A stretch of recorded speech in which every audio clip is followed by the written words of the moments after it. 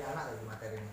Oke, kita lanjutkan tentang pengertian anak dan hak-hak anak. Nah, jadi anak itu memiliki hak ya. Anak itu memiliki hak. Hak itu adalah sesuatu yang harus dipenuhi untuk kebutuhan anak, terlebih untuk kehidupan anak lebih lanjut.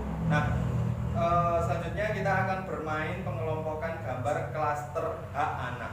Ya, jadi ada 5 klaster hak anak ya. Ada klaster 1, klaster 2, klaster 3 dan sampai 5. Yang pertama adalah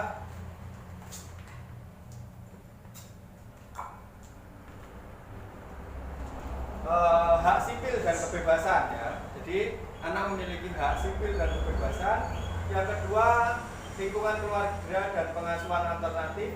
Klaster ketiga, kesehatan dan kesejahteraan dasar. Klaster keempat, pendidikan dan waktu luang dan kegiatan budaya. Klaster kelima, langkah-langkah perlindungan khusus. Nah, di hadapan bapak-bapak ada beberapa kartu ya, beberapa kartu yang akan kita kelompok-kelompokkan berdasarkan kelima klaster yang ada di depan ini. Jadi contohnya gini. Contoh akte itu apa sih? Nah, ini akte kelahiranku. Akte itu bukti kewarganegaraan. Nah, kira-kira ini masuk ke dalam klaster yang mana ini tentang akte ini? Hak sipil dan kebebasan, lingkungan keluarga dan pengasuhan, kesejahteraan dan kesehatan dan kesejahteraan, 4 pendidikan, waktu luang dan kegiatan budaya, 5 langkah-langkah perlindungan khusus. Kira-kira yang mana? Hak sipil dan kebebasan, karena urusannya adalah pencatatan di kantor pencatatan sipil. Nah, seperti ini. Jadi ini masuk ke klaster 1. Nah, jadi ayo kita kelompokkan, bapak-bapak, kita kelompokkan ini masuk ke klaster yang mana ini? Yang lain-lainnya ini, coba, monggo. Dibaca, Pak? Ya, dibaca satu-satu, coba. Baca satu-satu. Aku berhak mendapat dan mengetahui informasi yang bermanfaat. Aku berhak informasi ya, intinya informasi. Berarti kira-kira klaster yang mana? Klaster 4 ya. Klaster 4, pendidikan, waktu luang dan kegiatan budaya. Bener ya? Ya, karena informasi itu berkaitan juga dengan pendidikan. Yo, monggo, Pak Obed. Pendidikan sangat penting. Aku berhak mendapatkannya walaupun keluargaku miskin. Nah, jelas. Berarti ini Pendidikan klaster keempat. 4. Oke, klaster keempat. Kita kelompokkan. Terus lagi, Pak Dadang. Agar tetap sehat, aku perlu gizi, pakaian dan tempat tinggal yang sehat pula. Tempat tinggal yang sehat berarti hubungannya dengan kesehatan. Klaster ketiga, ya. Ketiga. Ini tadi 1, 3, 4. Monggo. Agar aku bisa berkembang, rekreasi dan mengikuti kegiatan budaya menjadi hakku pula. Rekreasi dan kegiatan budaya berarti klaster keempat. Nah, klaster keempat, yo. Meski aku berbeda kemampuan baik jasmani dan rohani, aku tetap harus mendapat pendidikan dan perawatan khusus. Nah, berarti klaster Pendidikan. perawatan khusus, perlindungan khusus, klaster kelima. Ya, klaster kelima. Klaster kedua belum ada yang tadi, coba dicari, monggo. Ini dalam perang akulah yang paling sering jadi korban. Maka lindungi dan rawatlah aku. Kira-kira kalau berhubungan dengan perang ini dengan apa coba?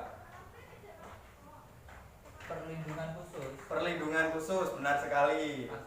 Klaster 5, yuk.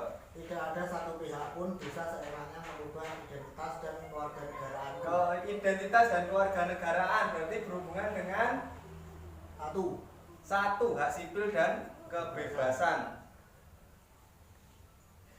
Monggo, Obed. Jangan biarkan aku berada dan tenggelam dalam keadaan yang tidak menyenangkan dan mengancam jiwaku. Berarti ancaman terhadap jiwa yang mana kira-kira? Lingkungan. Nah, yang kedua. Yang kedua karena hubungannya dengan lingkungan. Nah, benar sekali. Aku harus dilindungi dari tindak kekerasan dan Oke, dilindungi, perlindungan. 5. 5. Nah, Coba diulangi Pak Dadang. Aku harus dilindungi dari tindak kekerasan dan perlakuan seenaknya. ya benar. Klaster ke Khusus, Pak. 5, perlindungan. Jangan jerumuskan aku untuk menggunakan narkotika, obat-obatan terlarang dan minuman keras. Nah, ini hubungannya dengan apa ini berarti? Lingkungan. Lingkungan, yang berarti klaster ke 2. Oke, monggo. Pak Dadang. Kehidupan pribadiku harus dilindungi dari campur tangan semena-mena dan berbagai serangan. Kehidupan pribadi jangan di apa tadi? Kehidupan pribadiku harus dilindungi dari campur tangan semena-mena. Nah, dan berarti berbagai serangan. masih berhubungan dengan perlindungan. Klaster ke 5. 5, perlindungan khusus. Apabila aku kelompok minoritas, hakku tidak boleh diingkari, termasuk penghargaan terhadap budaya, agama dan bahasa. Nah, budaya berarti 4. klaster 4. Nah, saya rasa cukup ya. Nanti yang lainnya kita cari dengan kelompok lain. Nah, kelompok ini cukup mencari ini.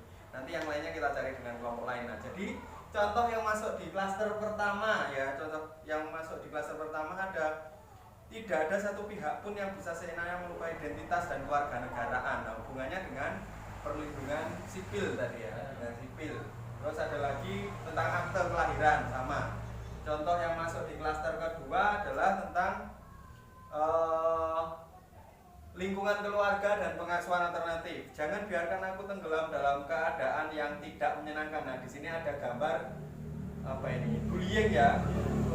Ini bullying secara fisik ya, ini ditutupi ini. Selanjutnya klaster ketiga ada kesehatan. Agar tetap sehat aku perlu gizi, pakaian dan tempat tinggal yang sehat. Nah, benar sekali anak-anak harus mendapatkan itu semua agar tumbuh kembangnya seimbang dan sehat. Klaster keempat tentang pendidikan waktu dan kegiatan budaya. Aku kelompok minoritas, hak-hakku tidak boleh diingkari termasuk penghargaan terhadap budaya, agama dan bahasaku. Nah, jelas ya. Agar aku bisa berkembang, rekreasi dan budaya menjadi hakku pula. Benar. Selanjutnya yang ada di klaster kelima, contohnya kehidupan pribadi harus dilindungi dari campur tangan semena-mena dan berbagai serangan. Nah, di sini ada contohnya ibu yang membaca buku harian. Nah, ini meskipun ibunya sendiri juga tidak boleh dilakukan karena buku harian adalah milik pribadi. Terus ada ini gambar ini Pak Hansip atau Pak polisi atau apa ya yang menangkap anak ini. Nah, anak ini seharusnya memiliki perlindungan yang ekstra ya. Tidak seperti orang dewasa yang kalau ditangkap polisi ya memang salah karena sudah bisa berpikir. Tapi kalau anak ada undang-undang tersendiri. Selanjutnya dalam perang akulah yang paling sering jadi korban. Nah, anak-anak pasti kalau ada perang ya yang sangat jadi korban anak-anak, setelah itu wanita. Nah, itulah pengelompokan tentang hak-hak anak. Nah, jadi ada beberapa cara yang harus dilakukan oleh orang tua ya, untuk memenuhi hak anak. Nah, ini ada di klaster di flipchart 3. Coba Pak Dadang ada di belakangnya itu. Nah, kita lihat ya. Oke, kita lihat di flipchart 3. Nah, sini ada flipchart 3.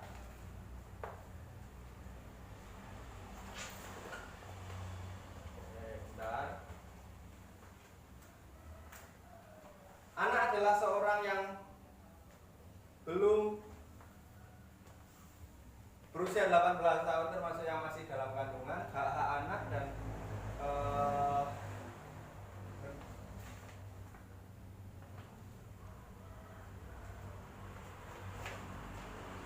nah, flipchart 3 masih berhubungan dengan klaster-klaster tadi ya.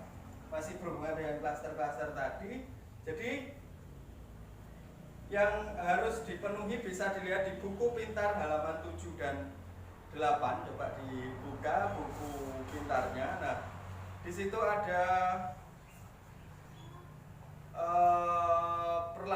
perlakuan yang salah ya untuk anak juga, ada kekerasan dan lain sebagainya. Nah, itu adalah hal-hal yang salah. Nanti bisa dilihat, dibaca-baca di buku pintarnya. Nah, setiap anak itu memiliki hak yang harus dipenuhi oleh orang tua. Nah, dan hak-hak itu yang harus dipenuhi untuk perkembangan fisik dan mental anak, karena mental anak itu ya dapat berkembang dengan perlindungan dari orang tua atau lingkungan sekitar yang baik pula. Nah, inilah yang harus kita penuhi dan kita usahakan agar ya kita bisa menjadi orang tua yang lebih baik dan anak kita perkembangannya juga baik. Nah, seperti itu ya Bapak Ibu, Bapak-bapak, tentang pengertian anak dan hak-hak anak.